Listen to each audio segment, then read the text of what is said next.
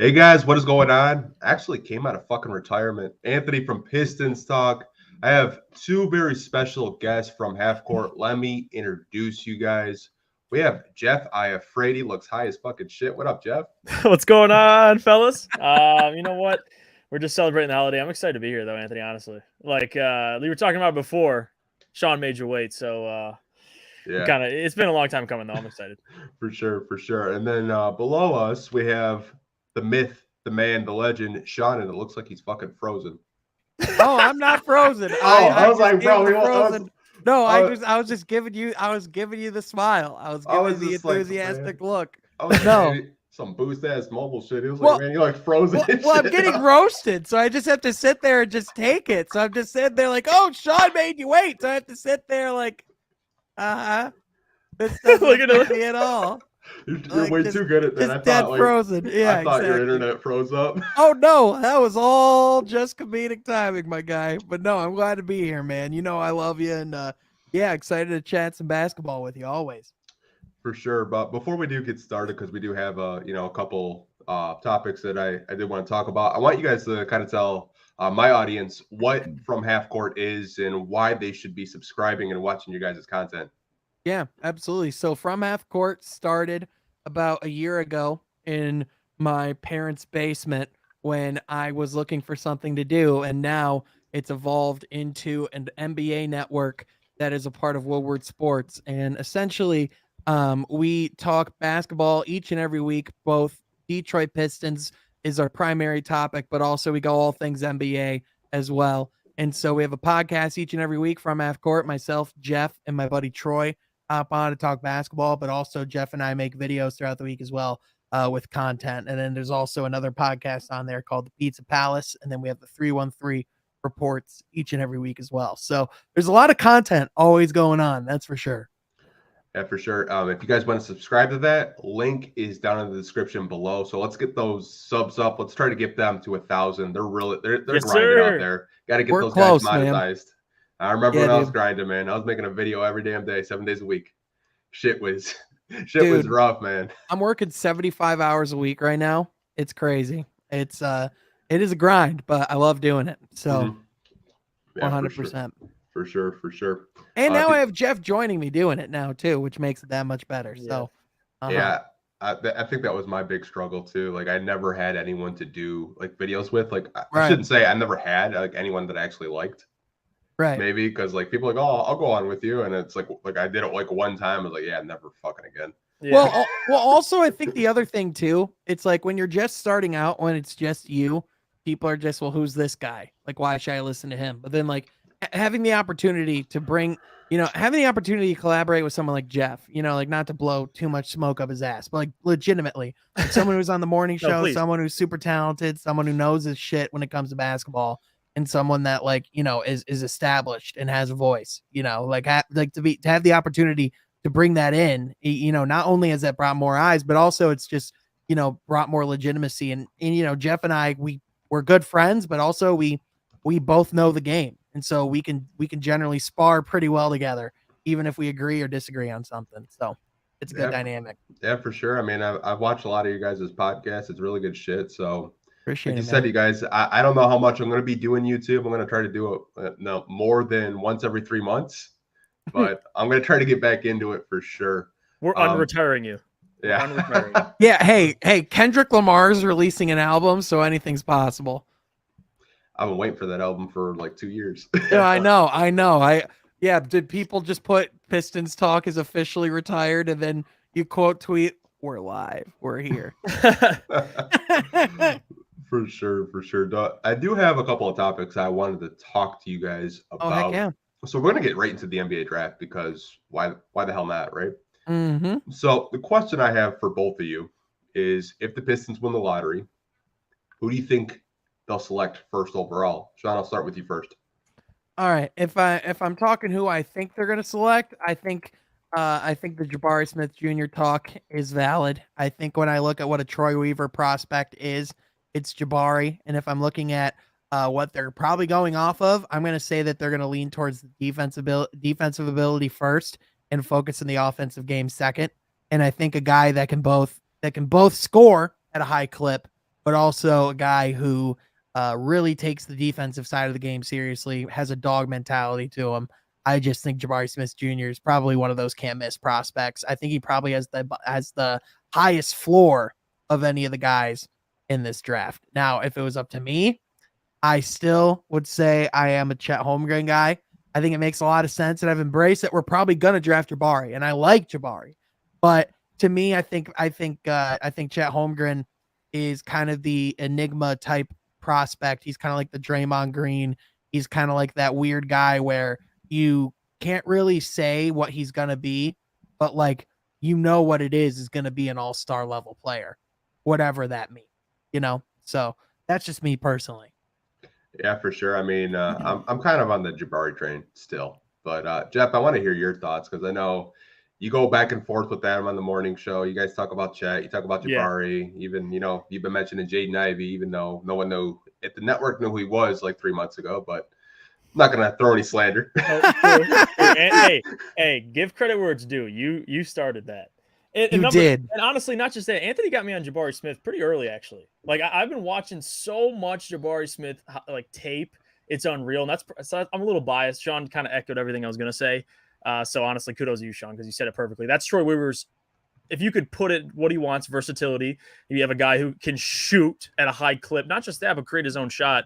Mm-hmm. He's going to fit in right away, especially if they deal Jeremy Grant. That's his role right there. But let's be honest, guys. Any of these players can play with Cade Cunningham. That's why I'm not as worried. It's about the upside to me, and Chet does kind of scare me in a way, but he has so much ability, man. Just with what he can do with Cade in that pick and roll is we can spend a whole podcast talking about it. So I don't really have an issue with who they pick.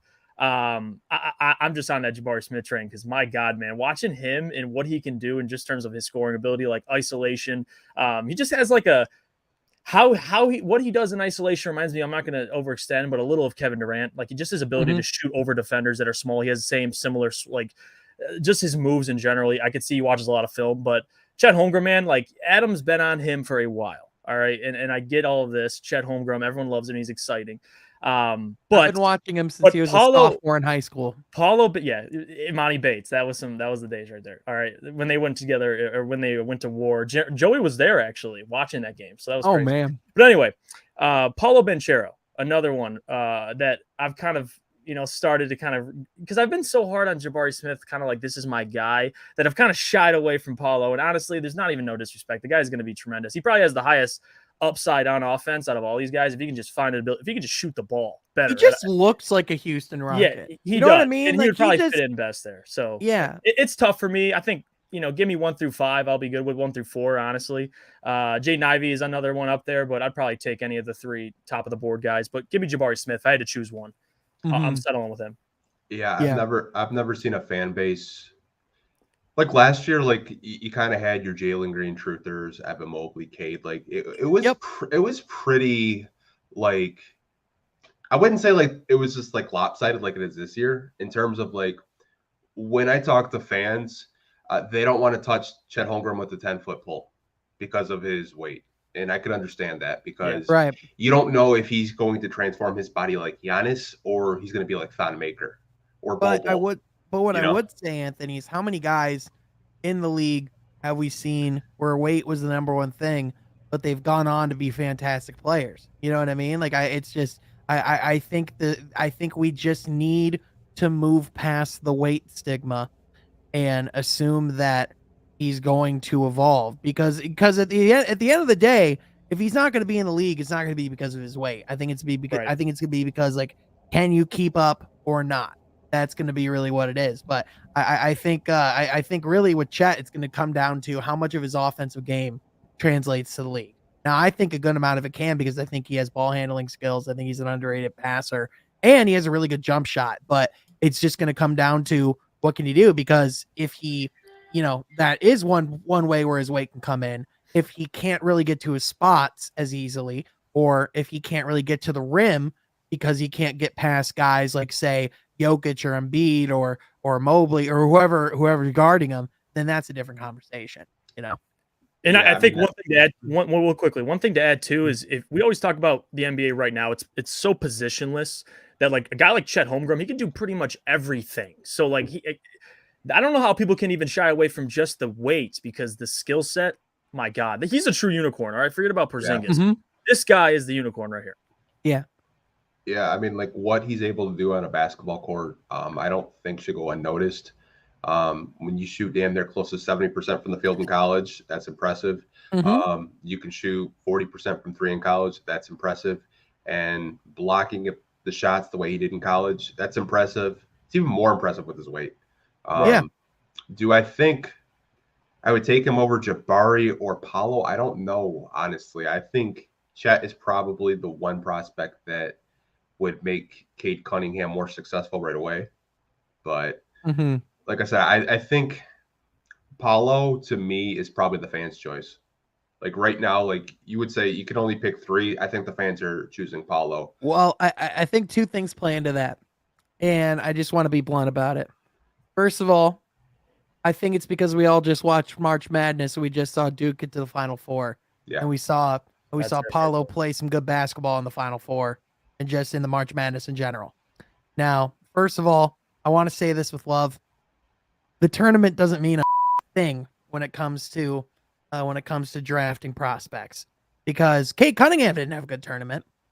Look how he did in the NBA. Yeah. Chet Holmgren didn't have a good tournament, but he's still a top 3 prospect. Like I in my opinion, in the other thing, if we're going to count in the tournament, what about what Paolo did before the tournament? What about where was he before December? I couldn't tell you, or before March in general. So, to me, I just think that's a big reason why. And I also think we're also just bracing for not having the first pick, because I think it's unrealistic to expect us to get the first pick 2 years in a row. And I think we kind of all feel that. Yeah. I mean, like as long as it's not 7th, I'm good. Yeah. I feel like even like talent outside of the top 5. I mean, you can still get value there. Like who knows what's going to happen with Shadon Sharp? Like if he's even going to declare, but he's been putting out a lot of videos on his Twitter lately. Like a lot. Like he's trying to show you like what he has, and to me, he's a wild card, honestly. But I don't know. I would probably go with Jabari if I had a gut feeling with Troy. I feel like that's just a Troy guy. Absolutely. And can I ask you guys this question too? If you had, let's say, all right, the 3rd or 4th pick, whatever situation you want to base out of, and you had to pick between Jaden Ivey or Paolo Banchero, we're all going with Paolo, right? Or are you thinking Jaden Ivey?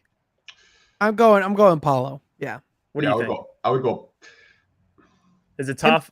I mean, here's the thing. I like Ivy, man. Don't get me wrong. I like Ivy, but if we're talking fit, in my opinion, if I just think the ceiling is higher with a duo of Cade and Paolo than Ivy and Cade. Just because of the size of just because of Paolo's offensive skills along with his size, I think that just by default makes him, the better basketball fit on a court, sheerly looking at prospects.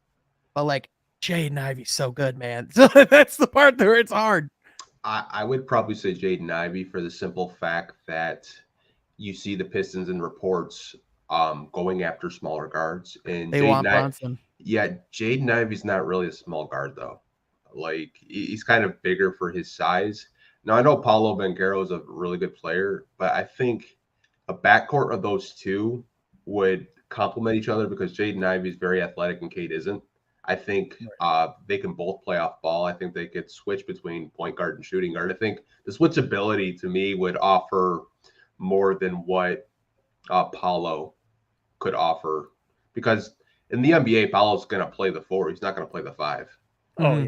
That's just my 2 cents, and I don't know if you guys kind of have that same mindset. No, it makes sense. And another thing I want to add there, it's funny. Remember when those reports came out that Paolo had lost like 7 pounds per game in sweat? What was that? 7 pounds or something like that? That's another thing. I read that report and I was like, my God, we need this guy just for that. Honestly.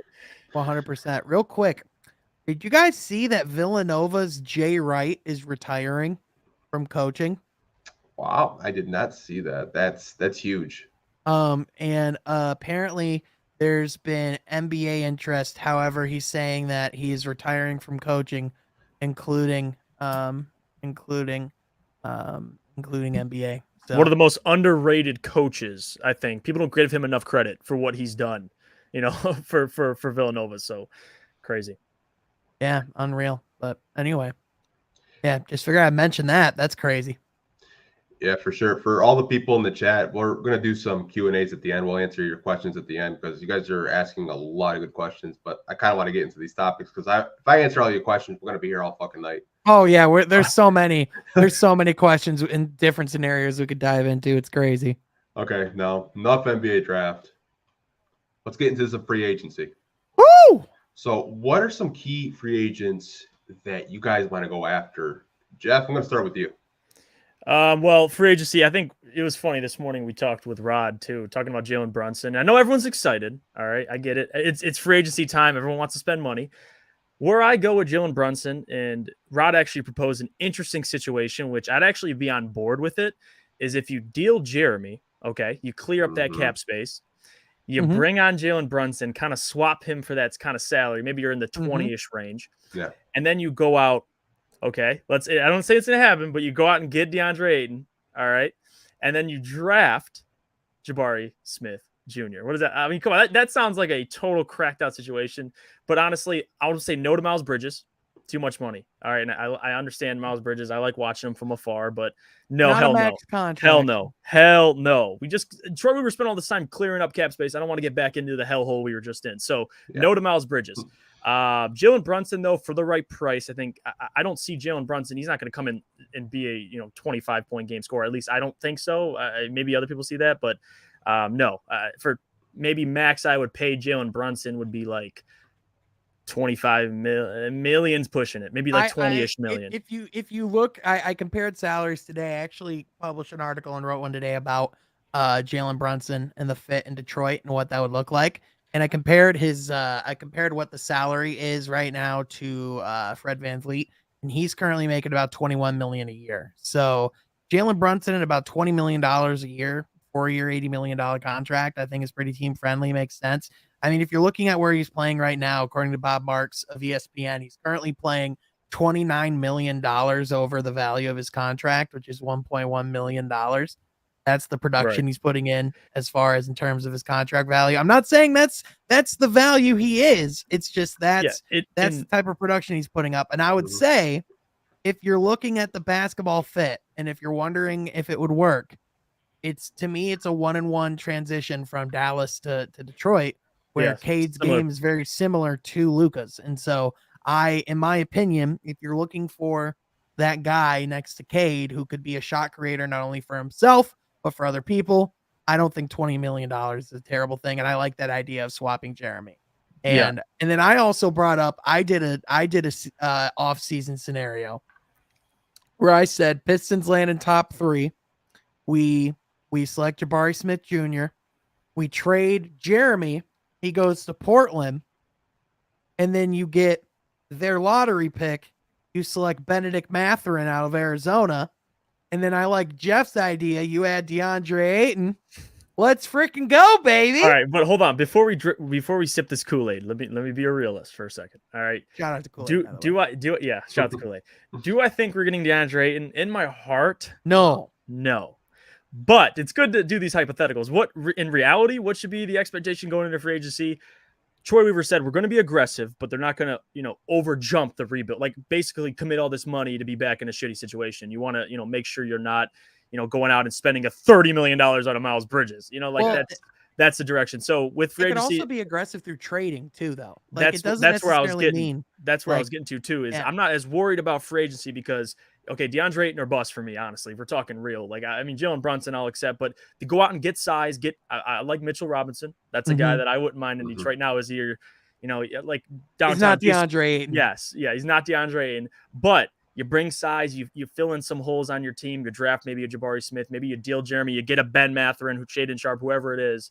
And then trade deadline. You never know. Disgruntled stars are always around in the NBA. You just got to go out and get them. And with Troy Weaver and his ability to make deals, they call him Troy Grim Reaper. All right, he's the Grim Reaper. He's dealing. He's getting things done. Maybe he can steal a star from another city. Who knows? So I'm not worried about free agency. I'm really not. He's the Grim Reaver. He's the Grim Weaver, guys. That's the Grim Reaver. Yeah, I like that actually. Yeah. I like that a lot. Yeah, I don't know. Like Brunson, I get PTSD with Reggie Jackson. Like when Reggie was in OKC, I think people forget he was having the same type of explosions that Jalen Brunson was having. Like I remember Reggie going for 51 against no, I think it was the Spurs a few years ago. I'm taking it back when he wants 20 million, and I see what they do in Dallas with Luka, and I don't think you can kind of copy off of that blueprint because that blueprint hasn't really been successful. Well, it was pretty successful in the Western Conference this year. They got to the third seed, or the fourth seed, but in terms of like winning a championship, I don't think that's a championship level move. Like I can understand that, but if you're content like winning games, then yeah, go for it. But like to me, like if you really want to maximize Cade, you're gonna need a guard next to him that can switch, that can defend, that's over 6 feet, more than 6 feet tall. Like that's just gonna be a matchup nightmare for Cade every night because he's gonna have to worry about Jalen Brunson. Like what happens if he goes up against Bradley Beal? Well, I think that is the thing though of like having Killian as a backup or being able to even run 3 guard lineups if need be. Like that would be the thing is that like that we would have versatility still. You know what I mean? Like you so I agree with you that like it's not the perfect lineup, but like I just wrote an article really just talking about like, you know, because I think inherently we just go in and go nope, but it's like no, it makes some sense. Yeah, it makes sense. And can I add this too real quickly? I know, actually, Anthony, you've been tweeting about it. Is Colin Sexton? Mm-hmm. Yes. Get me. I'm drinking the Sexton Kool-Aid. That sounds a little sus. All right. Sounds a little sus. Let me walk that back. I coming off an injury, I'm a little worried. All right, but I would rather have if you want to. Okay, Jalen Brunson or Colin Sexton. Who you taking? Jalen Brunson. It's funny. That's actually one of my topics that we're going to talk about later. But we can get into that right now. Hold up. Did you just, Sean? What did you just utter out of your mouth? Say it again. Who would you take, Colin Sexton or Jalen Brunson? You're signing either one. Pick one. Give me Jalen Brunson and get me home in the morning. Thank you very much. I think, Sean, you're going to miss a lot of marketing things that we can do. Shout out to Zarik. If you guys did not see his thread.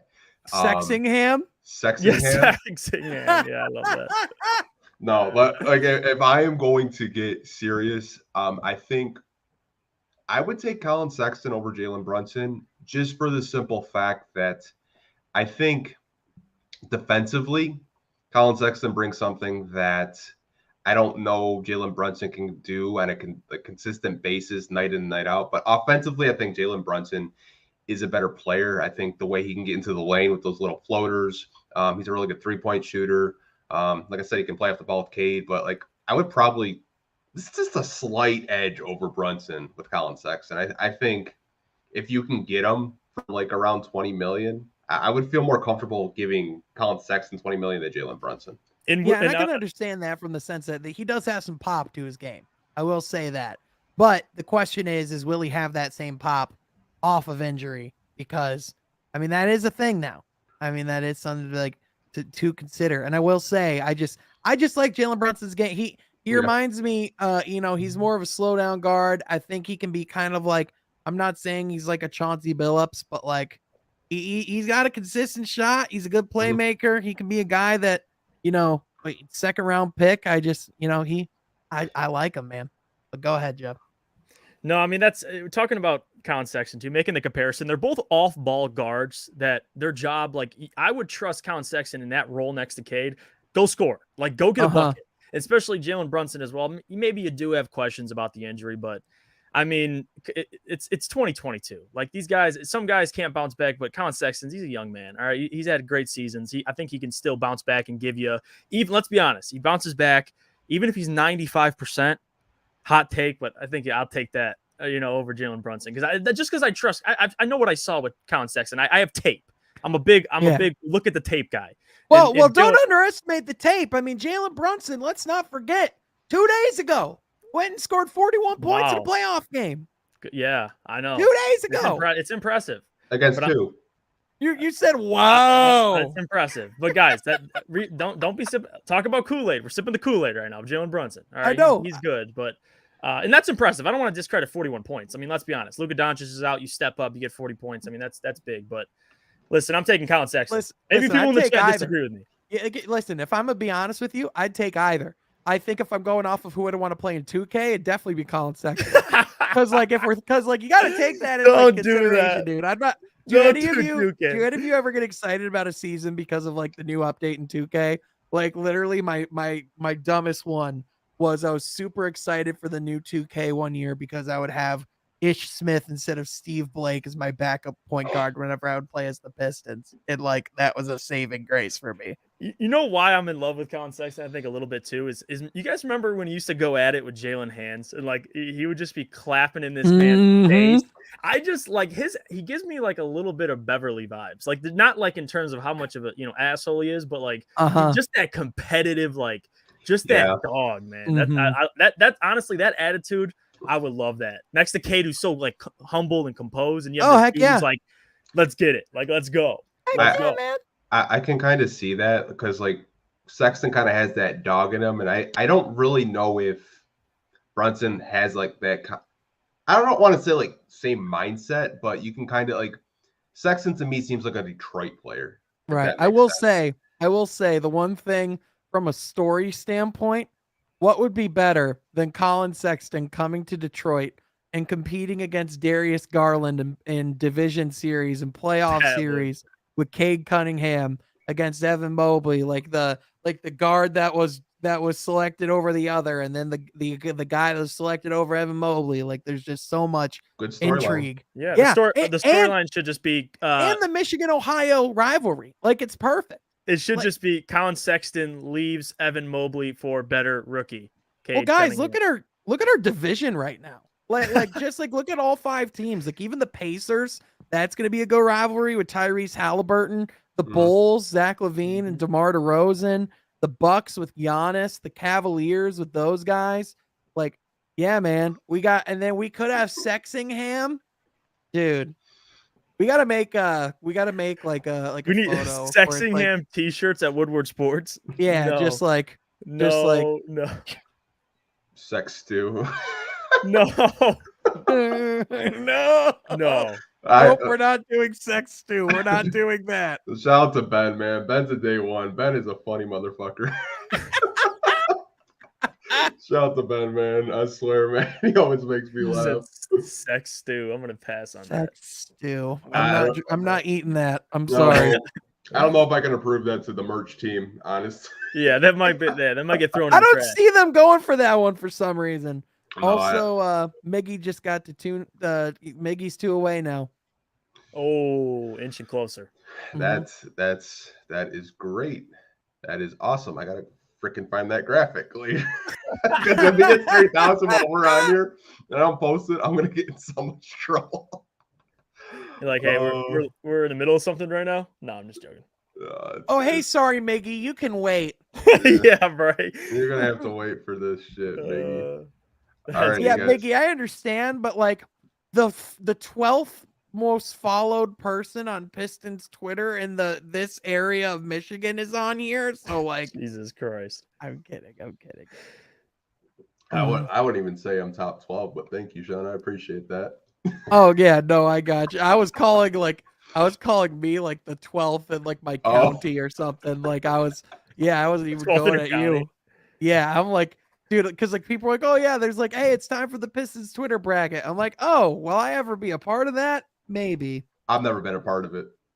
Yeah, well, I mean, you guys care too much. All right, that's the problem. Oh, I don't care. Not you, Anthony, but Sean, don't care. We all know you're the OG. All right, we're building something with Woodward Pistons right now. We're gonna make some noise. I'm telling you, we're making noise. Things are in the works right now already. Like I'm excited. I know things are in the works. I'm telling your fans right now. Everyone listening. Yeah, please be ready. We got some things in the works, ladies and gentlemen. So let's try to get back to basketball because we're talking about Miggy and all that shit. Yeah. Now this is interesting because I was actually having this conversation with Easy yesterday, and oh boy, what did he say? We both disagreed, and I said, "What is the disagreeing with Easy? What? What's the limit that you're going to re-sign Marvin Bagley for?" And he's like, yo, man, like I'd give him like 10 to 15 million. And I'm thinking to myself, I don't really know what Isaiah Stewart's role is going to be. I don't know if Troy Weaver is going to go after a center in free agency. Maybe you go after a Thomas Bryant because there's a little connection there with Isaiah Stewart. They used to play together in Washington. I mean, there's a lot of like quality centers that you could go after. So my question to you guys is, what is the maximum amount you're going to re-sign Marvin Bagley for? So I'm going to be nice, and I want to preface with Marvin Bagley's been great in Detroit, and he's really shown what he can do and the value he can bring to a team.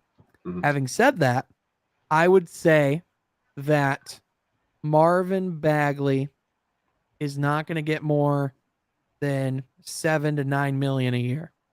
I think he's probably going to get a 3 or 4, like probably like a 3-year 21 or 4-year $28 million deal.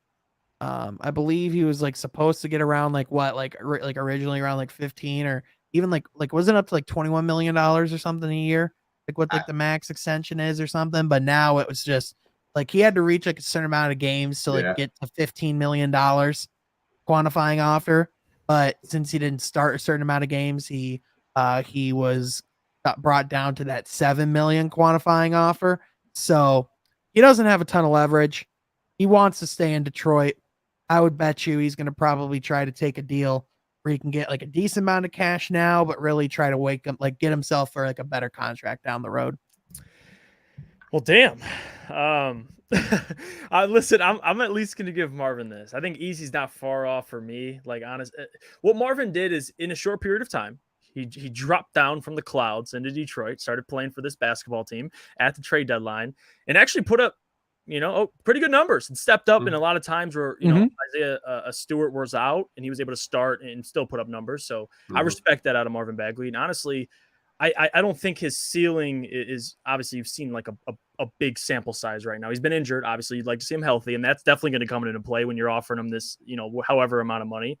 And you like to see him buy in more defensively, considering just like he's got the potential. He's so offensively driven. I'd probably give him a floor of like $10 million. I think Easy's not far off. I think that's fair. 10 to 15, somewhere in that ballpark. Maybe it's a 3-year 30 or a 3-year 30 something. I don't know what it is. But I wouldn't pay him any more than 15's pushing it for me, honestly, just because there's so much unproven. Like he needs to stay healthy. And another thing is, I think what he brought to the Pistons in one area is obviously a lob threat. And I think he can grow still. I think there's a little bit room for improvement for Marvin. I think 10 million is the ceiling of what I would pay him a year. The caveat I have is, what if you draft Jabari Smith? Then what is his role? Because he can't play the 5. Marvin ain't your 5. I'll tell you that. And does Jabari move to the 3? You put Marvin at the 4, and then you put a 5 out there. That's the thing. Like, is he your 6th man? I'm not paying my 6th man $15 million a year unless he's like Lou Williams back in the day. But no, hell no. So what do you think? It's a tricky situation. Now, I have a hot take. I don't think they're going to even offer him his qualifying offer. I think they'll go into free agency. They'll let him become a free agent. And Troy is probably going to try to sign him for less than what the qualifying offer is. That dirty Troy. Because that is just something a Troy I want to say he did it with Hamidou. You guys remember? Yeah, he did. Hamidou, that's exactly what he did. Freaking Hamidou. I remember. Signed for I had a graphic saved on my computer for 2.5 weeks. And I was like, screw it. I'm just going to exit out of Photoshop. We're not signing Hamidou. 2 hours later, I get a notification from Woj that we sign him, and not for his qualifying, for something like really cheap. And I'm like, I could see Troy doing that. Because here's the thing. Here's why I think it's a little different. I think there are less Marvin Bagleys to go around in the league than there are Hamidou Diallos. And I don't mean like, I'm not saying Hamidou Diallo is not a valuable player. He's been really valuable to Detroit this year. But what I would say is that, in my opinion, I think that Marvin Bagley, he just brings more value. And I think there are other teams that would sign him. that would bring him in, because I think there are teams that saw what Detroit saw, which was you could certainly still get a lot out of this guy. Sacramento is not exactly a place where the grass is greener. That's not exactly a place where careers go to thrive. So ask Sabonis. Yeah, ask anybody, man. Like, Yeah, the only guy that shined there was Trey Lyles. That's it. I mean, Ryan brings up a really good point. Like he said, we thought Hami was getting 3 for 30 and we got him 2 for 10. Yeah. Like, those are the type of deals, like with Troy Weaver. Like, I think in the back of my head, like everyone's like freaking out over the cap space and all the players that we have on team options and player options and stuff like that. And I'm like, we don't know what Troy's going to do because he never shows his hand. Yeah. Right. I would assume more guys won't be here and guys will be here. Like looking at our second unit, just going top to bottom, I would go conservative of who's actually going to stay, because I think Troy Weaver is going to clean a lot of house. Yeah, I think so too. I think there's like a lot of like players on this team that you just don't want to see back next year, like Corey Joseph, even though he does have a player option. Like, are you gonna, I hate to say it, you gonna do a Troy Stretch and Weaver? Like, are you gonna pull that again? You got DeAndre Jordan on the books. You still got Dwayne Dedman on the books. You're gonna do the same thing to Corey Joseph. I mean, Pistons I can see that legend happening. Dwayne Dedman. Jesus Christ. Pistons legends on Musa. No, I could see something like that happening. Troy has a great ability, especially when he sits down at the negotiation table.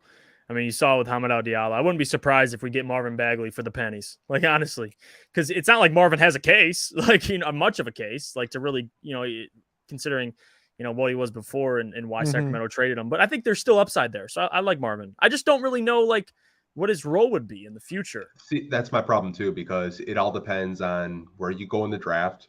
Yeah. What key free agents you want, because let's say you bring in a Mitchell Robinson. Well, what happens to Isaiah Stewart? What happens to Marvin Bagley? Because you hit it right in the head. He's not a 5. He's a 4. He's kind of like a hybrid post. Right. Right. I think he can play the 5 in certain situations, but you're not going to play him at the 5 against Joel Embiid or Nikola Jokic because he would get bodied. God, no. Yeah. So it's, to me, he's a niche player at the end of the day. Like, he offers something that Cade needs, which is a lob threat. Right. But at the end of the day, you can go. Am I going to break the bank to keep a Marvin Bagley? And that, for me, that answer is no. I'm not going to break the bank to keep Marvin Bagley. One of my buddies is like, watch him pull a Christian Wood. Like, straight up. We all thought we were signing Christian Wood. Every Piston fan thought we were signing Christian Wood, and he pulls a trade to get another first-round pick. Yeah, Troy could do that. You never know. He could. In my opinion, I just think there's desire, from what we can tell, at least. There's desire on both sides to keep this going. I mean, Marvin has embraced. Yeah, like all the talk has been how much of a culture fit it's been and how much he loves being here. And, I think Troy's had a soft spot for Marvin for a while. Yeah. I mean, he was the worst kept secret in the entire trade deadline. I mean, we knew for how many months that the Pistons were going to go for Marvin Bagley. Like, I woke up on deadline day and I'm like, all right, what time is Marvin Bagley going to be a Piston? That was literally my first question that day. And then it happened. So, I just, in my opinion, even though we didn't give up much for Marvin Bagley, I don't think we would have done that for nothing, if that makes sense. Yeah, I mean, like the return that we had to like do in that, like I think it was like a 4-team trade or something like that. I don't even remember. Yeah, it was a big 4-team trade. Like Serge Ibaka went to Milwaukee in that trade, and then the guys went over to the Clippers. Yeah, like I wouldn't be surprised, like if a team, I don't know, like says like, hey, like we want Marvin, and they're offering you a first-round pick, like I'm not gonna say no. Yeah. I mean, it depends on like where in the first round it is though. Because like, if it's obviously mid first round, I'm still taking it. I mean, mid first round maybe, but like, at the same time, I mean, Marvin's still pretty cheap and he's still pretty young himself. So, that's almost like that Family Guy thing where it's like, you want the boat or what's in the mystery box? Oh, in the mystery box. Oh, we'll take the boat. No, what are you talking about? We got to get the mystery box. It could even be a boat. It's like, and the scary part is with Marvin Bagley is you're really betting on his upside a little bit. Right. Like for a part of me, okay, listen, I love Marvin and what he brings, but for like Anthony kind of alluded to in the middle of the first round, in my heart and soul, I think Troy Weaver can go out and draft a 14-8 guy like that can like and just I don't know what Marvin Bagley's ceiling is. Maybe they think it's way higher, and I think it honestly there's a chance it can be higher because he just has so much potential. But the fact of the matter is, if you pay him, you're expecting him to reach it, and we'll see. Troy Weaver knows best. So whether he wants to break the bank for him, I don't think so. But I just want to know what the floor is for him. Like, what are they going to sign him for him? And that's probably what I'm most intrigued about. I mean, like, imagine if you have a Jalen Duren from Memphis still on the board. Oh yeah, or a Mark Williams from Duke. Right. I think most of us would probably say, yes, please, because you're going to get them on a rookie contract. You're going to have them on a rookie deal for a while. You're going to want to have a lot of cap space next season when all the good free agents are out, because this year it just sucks. Yeah, it absolutely sucks. It is not the year. It is not the year free agent wise this summer. It is not at all. Figures, we trade for Blake, and then like when his contract's up, like all these like crappy ass free agents. Oh man, Pistons cannot catch a break. At least we got Cade though. Remember when conversations are like, well, what are we gonna do when Blake's a free agent? And he's long gone, as like hasn't even been relevant in the league since like 2 years ago. Yeah, he's getting paid to warm. He's getting paid to warm up the bench. I mean, the water boy gets more screen time than Blake these days. Yeah. Oh, dude, yeah, he's on a playoff team, and he's not doing jack diddly for them. No, but he did have his career year here, so I watched him actually in person. I know we're kind of jumping topics, but I watched that game winner over Philly when he had 50. Oh, he had the and1. I took my girlfriend there. It was honestly amazing. That was one of the better games I've went to, just because of what it meant. Blake meant a lot during that season, but now Blake, we just stop paying him. That's all I'm concerned about. Just get him off the goddamn contract books. Get him off the books. Get him off the books. Straight up, but I don't have any more topics to talk about because it's absolutely fucking dead. Like, there's nothing to talk about outside of draft and free agency. So we're going to do a couple questions. I know these guys probably want to watch that Brooklyn game and all these NBA playoffs. So we'll do a couple of questions.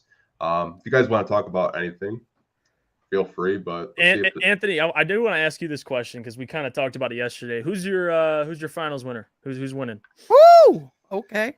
Give me your matchup. Give me your matchup. East and the West. I got shit for this in the office because I had the Miami Heat going in the East. I did have Phoenix originally, but with Devin Booker going out, I just don't know. Mm-hmm. It's tough.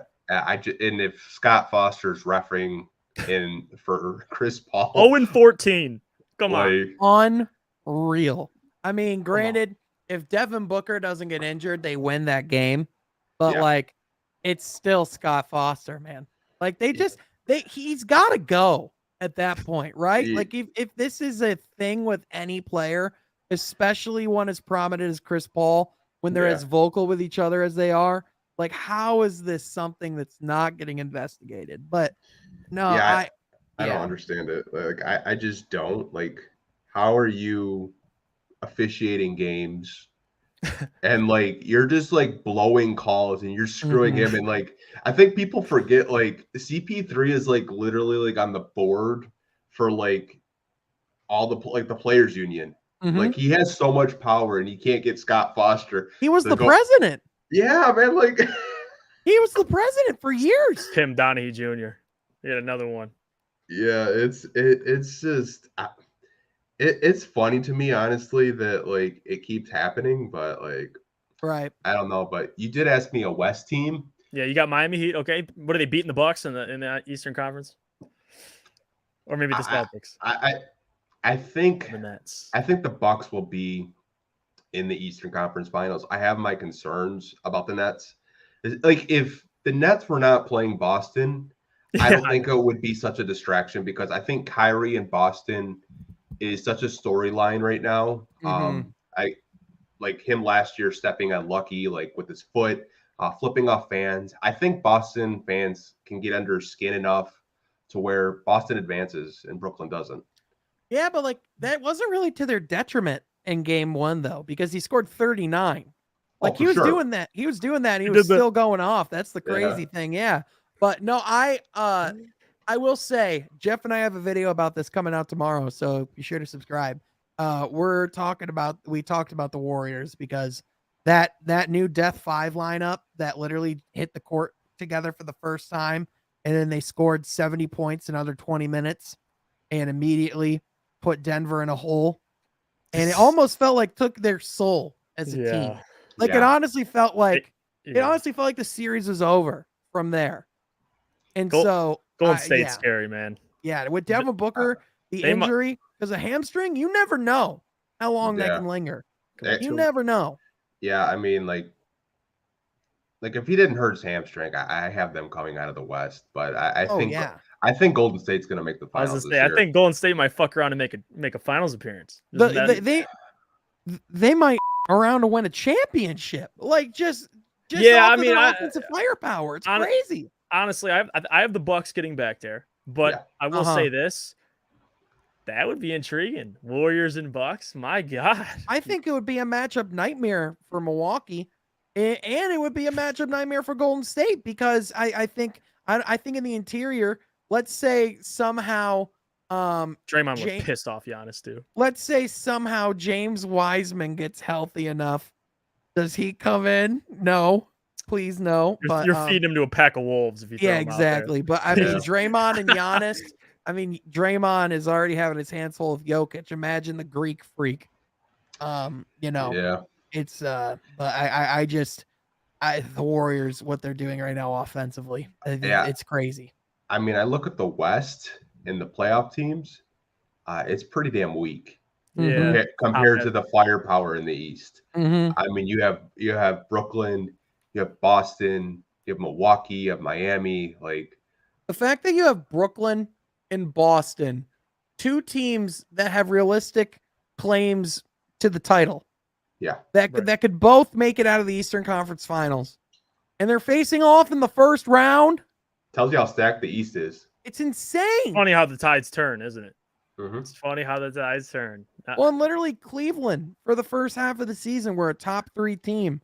And then the Josh Allen injury happens, or the Jared Allen injury happens, and then they're now not even in the play-in. They were out in the play-in tournament. Like it's just. And crazy. I'm gonna be honest with you, I don't believe in. Okay, we're changing topics now, but I just want to say this quickly about Scotty Barnes because I'm not a big believer in the 76ers. I think they're going to collapse eventually. But I will say this: them losing Scotty Barnes hurts. Like that was tough, man. Oh yeah, I thought the Raptors would put up a way better. It ended fight. The series. I thought it was going to be a sweep from the start. You did? Because the one thing with the Raptors that they struggle with is centers. Well, like they don't. Joel's a different beast. I mean, we beat them in Isaiah Stewart and all our big guys, Trey Lyles, when we were playing them. Man, they were eating against them. I'm like, you're going up against Joel Embiid. Yeah, good luck. That's going to be a sweep. Like the 76ers, like I have my concerns with, but I think Tyrese Maxey gives them a different dynamic. I really wanted Tyrese Maxey too, and it pisses me off because he was right there at 16. But I love Isaiah Stewart, but hey, I'm not gonna dwell on the past. We do have a couple of questions, so let's do it. This one, I mean, this is Sean. I don't mean to upset you. No, do it. How long will it take for Weezer to wise up and realize Casey is not that guy? Okay, so I'm glad you brought this up. D. Essex, if that is your name. Here's the thing. When are you going to wake up and realize that a lot of the team's success this year can be owed in part to Dwayne Casey and his coaching staff, the development that the team has made over the course of the season, the fact that towards the end of the season when Cade was healthy, Jeremy Grant was healthy, this team was 2 games under 500 going down the stretch after the All-Star break. The fact that this team improved, the fact that this team didn't give up, weathered the storm, guys got better as the season gone on. Literally, what more can you ask for from a team that's going to be in the lottery? A team that dealt with a lot of health issues, not even just COVID, all of the injuries that we had with Jeremy and all the people that we had that were missing, Kelly Olynyk, the fact we had Trey Lyles playing 20 plus minutes a game at center throughout a big part of the season. there's just a lot of things that I think you just need to look at. The fact that the fact that these guys actually look invested and that they care and that they listen to Coach Casey, and literally I've talked to Rod Beard, I've talked to James Edwards III, you talk to anyone around the team, the number one thing that they tell you is how much they respect Coach Dwayne Casey and their coaching staff. Yeah. So this idea that Dwayne Casey's the problem, this idea that Dwayne Casey's not the guy, this idea, this notion that this team would be better off without him, it's just not true. Yeah, it's just not. And just to piggyback off my guy Sean's back real quick with Dwayne Casey, after the All-Star break, they were almost a 500 team. So they are buying in. That's important. But another thing is, to answer the question straight up, my opinion, when will Troy Weaver realize, or at least feel the need to make a decision, is when this team has enough talent to contend in the East and they're not doing it. That happens. All right. If you're not living up to expectations, you look at the head coach. This is how the NBA works, is honestly how most sports work. But with Dwayne Casey, how are you going to look at a guy who didn't want to go into a rebuild, went into a rebuild, and now I think he's been doing a damn good job. I mean, he's a player development guy, and he's been doing just that, to Sean's point. So you saw guys buy in. You saw the progress. I'm going to wait. All right. You talked about next year and their free agency. Troy Weaver obviously had great things to say about Dwayne. And he talked about they just need talent. They need talent. It's hard to win in the NBA. What do you expect? Dwayne to out-scheme guys? No, you need talent in the NBA. That's how that works. Right. All right. You can get guys to buy in, but this team needs a lot of pieces. So that's when I'll decide, at least say, like, all right, Dwayne. But right now I love him. He's been doing great things. Yeah. And if you really believe, by the way, that we're losing games right now because of the coaching scheme, then I'm sorry, I can't help you. Because look at how young this roster is. We're a team with 40 plus million in dead salary cap space. Translation, we were made to be dog, and we were supposed to be dog. So therefore we were dog. Like, that's how this works.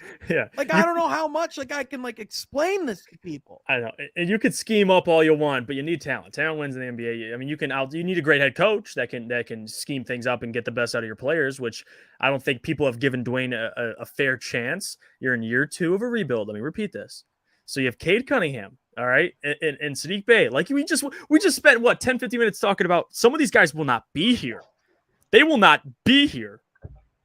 Casey has donated to your favorite charities. All right. Well, Dwayne's actually a great person. Right? What are you freaking talking about, bro? Dwayne, listen.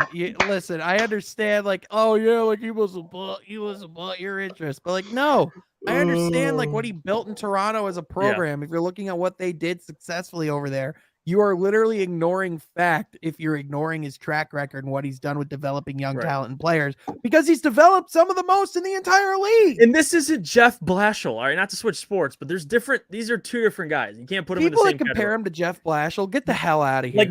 And not necessarily comparing, but kind of making the sense of fire the head coach of the New Red Wings, fire the head coach. No. Dwayne Casey, different pedigree, guys. Different pedigree.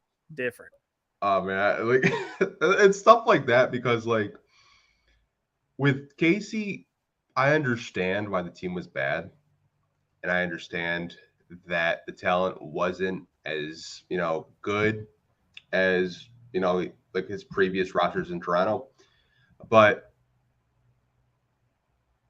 like Sean said, he had 40 million in dead cap. There wasn't really a lot you could do with. Now, do his rotations piss you off at times? Yeah, sure. I don't want to see Corey Joseph playing 35 minutes next to Cade Cunningham. But at a certain point, you need guys that are older than 21 on the basketball court. That's true. At some point, if you want to win, you need guys that are out there that have experience in playing games, because it's all right, we're not that talented and we're young. So okay, well, we're going to have all these young guys out here. We need at least somebody that looks like they're above legal drinking age, or looks like they're that they're not on their parents' health insurance still.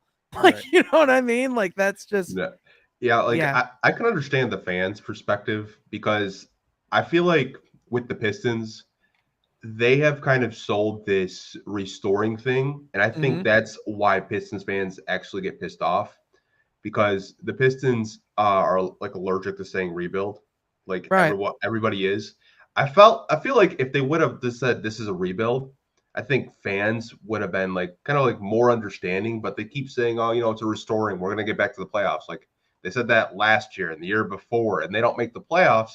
Well, and then fans get pissed off over it. So I can understand that aspect, but at the same time, you can't really blame Dwayne Casey with dealing with a bunch of young kids, veterans that aren't really impacting winning. It won't be here. Yeah, they're impacting professionalism. They're impacting like how to, handle yourself on the court, but they're not like a veteran that's coming in and they're helping you win games, right? So I can understand that perspective from maybe the casual fan. Maybe they don't understand that, like, hey, Troy knows what he's doing. He signed a bunch of veterans that suck fucking ass. He's looking to get another top 3 pick. Since Troy's come here, he's always tried to. He's just trying to gut this whole roster, pick his guys, and try to have long-term success. Yeah, and restoration takes time. It's not a sexy thing where you can just overnight get DeMar DeRozan, everybody on your team, LeBron James, and boom, you're all of a sudden an all-star team. Like this isn't baseball to where you can just sign guys to $300+ million contracts and buy yourself a team the next year. Like Detroit was in a situation when Troy Weaver came in where we were so deprived of young talent. Our best young prospects, according to NBA.com, were Luke Kennard, followed by Svi Mikhailuk, followed by Bruce Brown. That's where we were at. Now we have Cade Cunningham, Sadiq Bey, Isaiah Stewart. We have Isaiah Livers. We have Jeremy Grant. We have like all these different guys on this team. And we have this young core and these things that we're actually building around. We have guys that talk about the culture in Detroit, talk about wanting to play there. We have literally everybody talking about how much they respect and admire both Dwayne Casey, but also Troy Weaver. Like, I just don't understand. Like, I as a fan that has seen it been done wrong before, where we've just tried to rush it and make the trade or make the signing or do the thing that gets us back quicker, like Allen Iverson, Josh Smith, Ben Gordon, Charlie Villanueva. Yeah, that's what frustrates me, because people talk about, going out and all these big splashes. But if you look at Dwayne Casey, he had Detroit. All right, and Detroit it's like a Milwaukee finding Giannis, or it's like an Indiana when they had Paul George. Like, you need these guys to attract people to your city. We have Cade Cunningham. Before, you can't just go and sign a bunch of free agents for Dwayne Casey. It just wasn't happening. Like, number one, we had to go trade for Blake Griffin, and that was essentially the ceiling over the last couple of years. But even that, like that's how you build a team, and they're doing that slowly. They have Cade, they have Sadiq, they have Isaiah Stewart, they have some pieces. They go out and get another, high draft pick, top 3, hopefully. And then you could start talking about, when they add more talent, then I can say, all right, Dwayne, what's going on? Like, what's going on? But right now, how can you knock the guy? I get the first half of the season. I can understand that. Don't get me wrong. I know there's injuries. But they were getting blown out a whole lot. So I get the frustration, but it's not how you start, it's how you finish. All right. And they finished pretty damn well. Right. And if anyone watched the Summer League, by the way, if you didn't watch the Summer League this past year and expect this team to not suck, we didn't watch the same Summer League, because we had almost our entire starting lineup in Summer League competition, and we got smoked. Should have won that thing with all those guys on there. You would think that was what that was everyone's thought. Yeah. Honestly, like I said, I think it's just the way this front office has kind of sold this team, and I think that's why fans are just fed up with Casey. And like I said, that's a marketing and that's a PR thing. Like, don't tell fans you're going to make the playoffs when you're really trying to tank for, the past 3 years. Like, obviously the Killian draft and the COVID year, they probably would have won the lottery. I mean, they had to play Minnesota one more time. And we both know we were probably going to lose that. So we could probably have Anthony Edwards or LaMelo Ball. Who knows? Right. But I think, and again, I understand that, like, people want to see winning. People want to see the Troy Weaver stuff.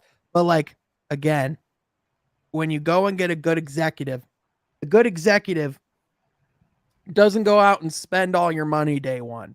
Yeah. They don't go out. You know what they do? They make the unflattering signings. They get the foundational pieces. They trade away the names of people.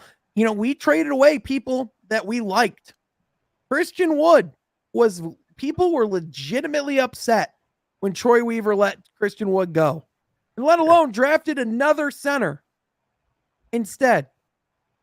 Now that we know who Beef Stew is, and now that we know what Christian Wood is, I don't think we're super upset. So it's one of those things where it's like, I know these moves aren't sexy. I know it's not glamorous. But if you look at restoring the Detroit Pistons, we can begin to see the identity of this team being a good Detroit Pistons team. In the identity of a Pistons team, defensively focused, multiple guys who can create shots. That's just the way I see it. Yeah, no, you're right. Yeah, same here. Like I said, I can understand like where the fans are coming from, but like I said, I didn't mean to get you so heated, Sean. I know that you are. That's not even me getting heated. That's just me. Like, I just like to tell the truth whenever I get the chance. And by the way, just to answer all these fans that say fire Dwayne Casey, please tell me who you're bringing in. I'll wait. Thank you. Tell me that's the final drop mic. I mean, who you're bringing in? Go tell me. By the way, go ahead. Right now. No, I honestly think if they did move off Dwayne Casey, there's actually someone in the organization that would take it over, and I think it would be DJ Baker from the Motor City Cruise. Ooh. Or John Beeline. No, I'm kidding.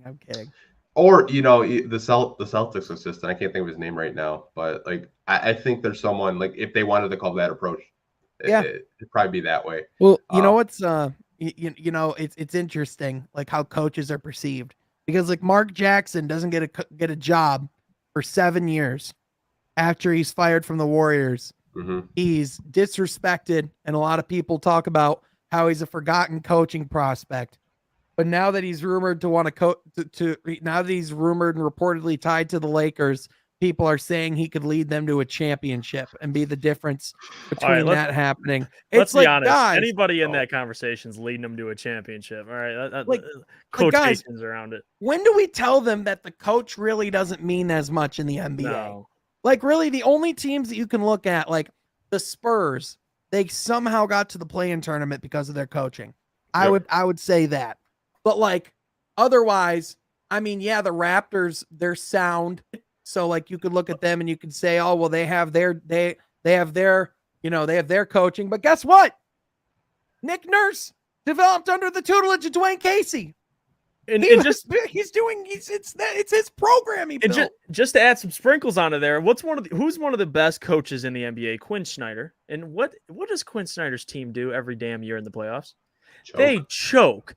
And honestly, that's the trade-off. You have one of the best coaches, I think, in terms of schematically, but your team still chokes. So to your point, Sean, it's about the player personnel, who you have. Mm-hmm. And because look at Frank Vogel. They tossed his ass right out of LA. They didn't hesitate. And then Monty Williams, though, I think kind of contradicts that, because Monty Williams, you saw what changed in Phoenix when he showed up. Mm-hmm. A lot of things changed. Well, the right coach can make the difference. Yes. But I don't think what's missing in Detroit is the coach. Right. It's the talent. Right.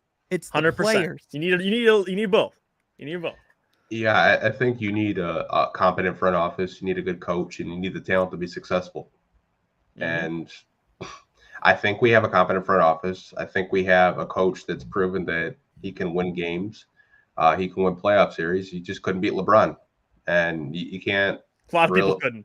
Yeah, I think we could be having a conversation about Troy Weaver in the next 5 years, with him being among the best executives in the NBA.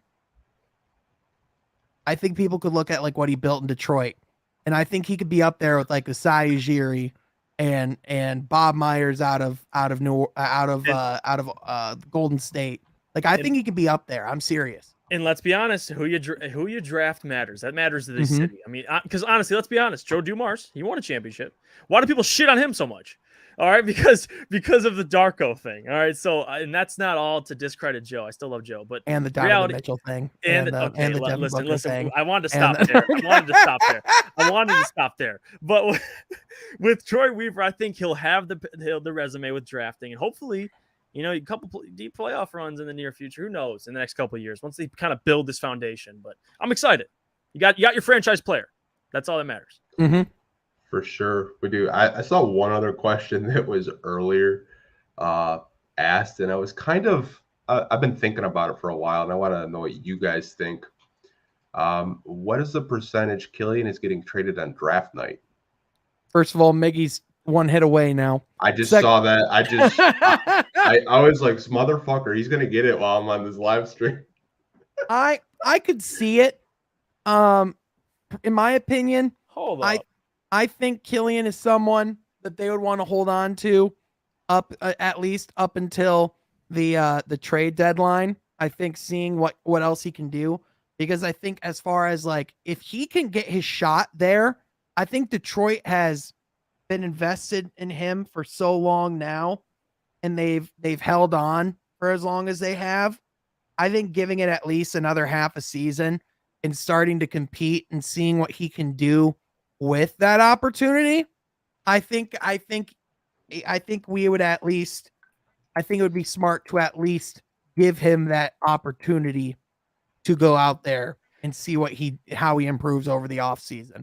Now, if it's in exchange for a couple first round draft picks, you can bring in guys like Shaden Sharp or Benedict Mathurin or some guys, down there in the middle of the draft. That's a different conversation. Let me pump the brakes real quick, because with Killian Hayes, I think they have to hold on to him, because who's giving you what? Who's giving you what? You probably get him on a cheap discount, but I don't want him to end up like Frank Ntilikina. Remember Frank? He bounced great defensively, but continues to bounce around the NBA like that. Right now, Killian, I hold on to him. You bought so much stock in Killian already. Being patient, don't sell it early. All right, just let him play out. He's still one of the best perimeter defenders on this team, and that upside, I'll take it. I think that can help our team when you're winning games. See, why his playmaking ability. Why this is interesting is because I'm thinking of the Colin Sexton and the Jalen Brunson news. In terms of the Pistons may have already made up their mind on who they're going to go after in free agency. They probably have a whiteboard of like guys they want to go after. Right. And they may look at Cade Cunningham as the future point guard on this team, which I think we all agree he probably is. He might. I don't know if these two could coexist together in a starting lineup. And I don't know if the Pistons would be committed to him being their backup point guard for, because he's still on a rookie deal, but he's making around $5-6 million. So I think there's actually a pretty good chance he does get traded on draft night. I could see it. I would probably say it's probably in the 60 to 70% chance that he probably does get dealt. Seriously, you said 60 to 70%. I understand that, and I get it from that perspective. But like, in my opinion, you've put so much time into wanting to see what he can develop. Mm-hmm. And in my opinion, not that I'm saying that he doesn't get traded this season, but I would say it makes more sense for him to be traded not on draft night, but more so towards the deadline. Because at that point, even if he does play better and you still find that he's not a fit long-term, even at that point, at least maybe his value's gone up a little bit. Or at that point, he's just still trade filler in a package no matter what.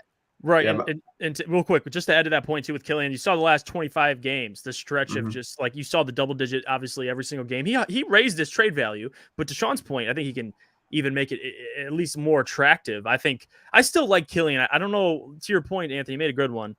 I don't know his role. Like, is he your backup point guard? He's not your sixth man because he doesn't have the scoring ability. So he's really like your seventh backup. It's complicated, but I just think don't sell the stock too early. That's really what it comes down to. Well, here's my thing with it too is Cade Cunningham has sped up this rebuild. And I think the plans have changed, honestly. And I don't really know if the Pistons are going to be patient enough to develop him long term. I could see that. Because here's the thing. If Cade Cunningham was not on this basketball team, and let's say we got screwed in the lottery again, they're probably building around Killian Hayes as the point guard of the future.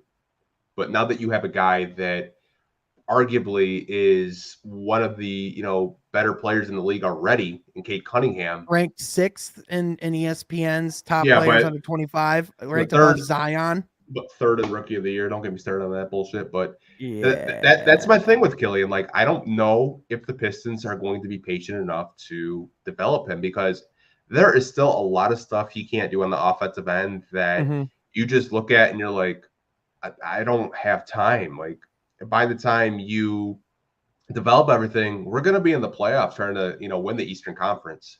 Yeah, I think that's my thing. And like, you don't want it to turn it into a Dinwiddie situation, it's Right. interesting. It's interesting because Troy Weaver said he didn't think there were any LeBrons or generational talents in that draft class. I think he might be wrong, and I think he would say that he might be wrong because I think Cade certainly exceeded expectations in his rookie year as far as what he turned out to be. And again, I think it's the mental intangibles and it's the things of him talking about wanting to close out on rebounds, him wanting to, get in the fast break, boxing out, it's the thing of even if he doesn't win rookie of the year, which I've just accepted he's not winning rookie of the year. It's BS, Troy versus everybody. We can have that conversation all day. But ultimately, the thing that's just so impressive is just the fact that he wants to be that guy, but he has such a fundamental understanding of what it takes to be that guy. And, I've been in touch with Ashton. He's been on Twitter. He hasn't kept it much of a secret.